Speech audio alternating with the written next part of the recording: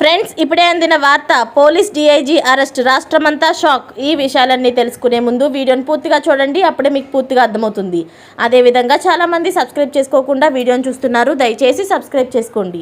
Subscribe చేసుకోవడం వల్ల నేను చేసే ప్రతి వీడియో అప్డేట్ మీకు ముందుగానే నోటిఫికేషన్ రూపంలో వస్తుంది. అదేవిధంగా లైక్ చేయడం మర్చిపోతున్నారు, దయచేసి లైక్ చేయండి. లైక్ చేయడం వల్ల ఇటువంటి ఇంపార్టెంట్ ఇన్ఫర్మేషన్ చాలామందికి రీచ్ చేసిన వాళ్ళు అవుతాం. ఇక లేట్ చేయకుండా వీడియోలోకి వెళ్ళిపోదాం.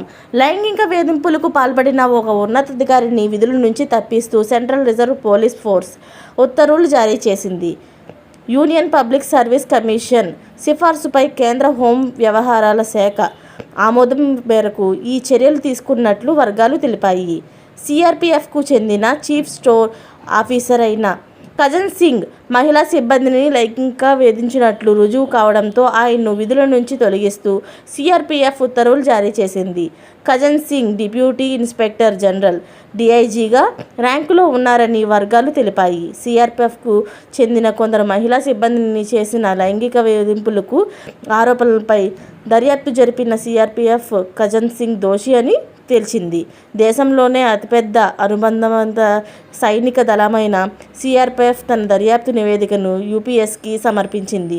దీనిపై కేంద్ర హోంశాఖ సూచిస్తూ ఆయన ఉద్వాసనకు అనుమతించింది.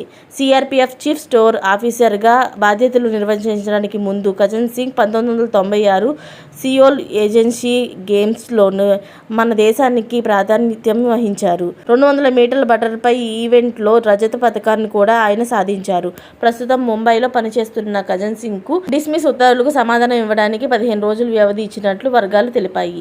ఇలాంటి లేటెస్ట్ అప్డేట్స్ అన్ని మీరు ముందుగా పొందాలి అనుకుంటే ఛానల్ సబ్స్క్రైబ్ చేసుకోండి. అలాగే పక్కనే ఉన్న గంట సింబల్ క్లిక్ చేయడం మర్చిపోకండి. Thanks for watching friends.